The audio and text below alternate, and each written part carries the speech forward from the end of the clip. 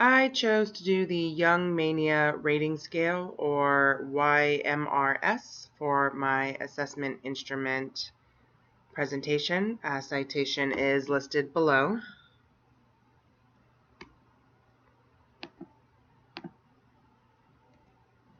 The purpose of the Young Mania Rating Scale is generally used to evaluate manic symptoms at baseline and over time in individuals with mania. So the scale is used for those who are already diagnosed and who the clinician knows are experiencing symptoms of mania. A little bit of background. The scale was developed by Vincent Ziegler and popularized by Robert Young. It was originally developed for use in the evaluation of adult patients with bipolar disorder, but has since been modified for use in pediatric clients. I believe there's also a version in Spanish and Korean, both of which have pretty strong reliability and validity. The Young Mania Rating Scale is one of the most frequently used rating scales to assess manic symptoms. It is reliable and valid. It follows the same style as the Hamilton Rating Scale for depression. It is an 11-item multiple choice diagnostic questionnaire based on a client's self-report of their condition over the last 48 hours. What's good about this scale is that not only does it include a self-report from the client, but additional information is also provided by the clinician via observations made during either an initial intake interview or future therapy sessions.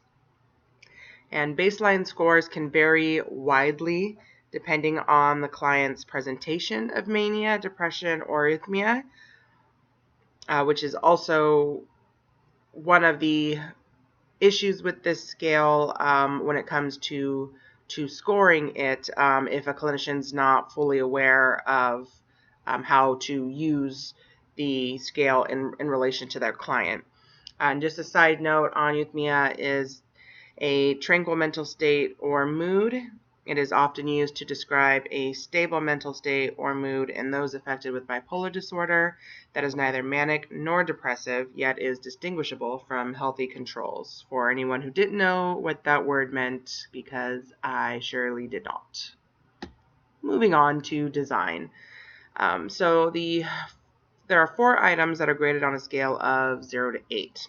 That is irritability, speech, thought content, and disruptive or aggressive behavior.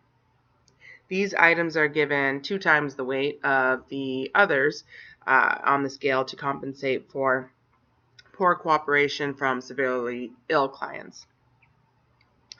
The other 7 items are graded on a scale of 0 to 4, and those items are elevated mood, increased motor activity or energy, sexual interest, sleep, language or thought disorder, appearance, and insight.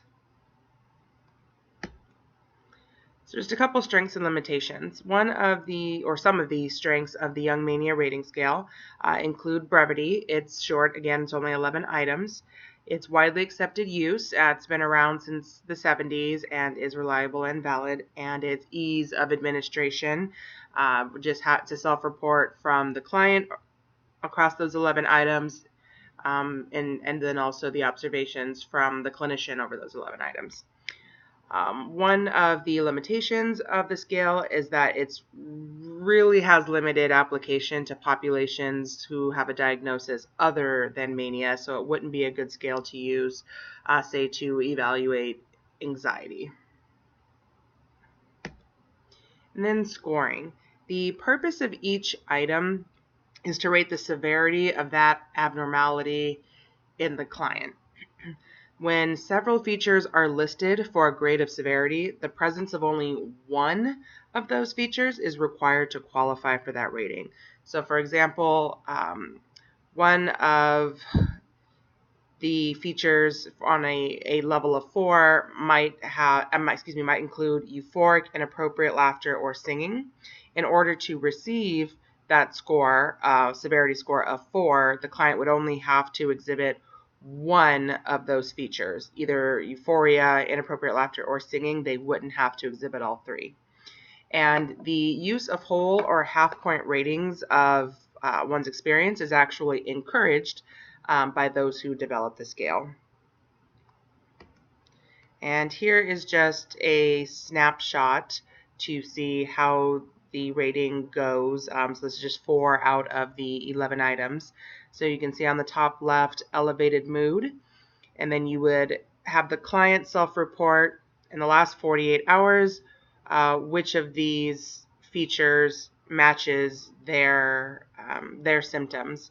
So 0 if elevated mood was absent over the last 48 hours, and the severity rating of 4 if the elevated mood included euphoric, inappropriate laughter, or singing. And those are the basic features of the Young Media Rating Scale.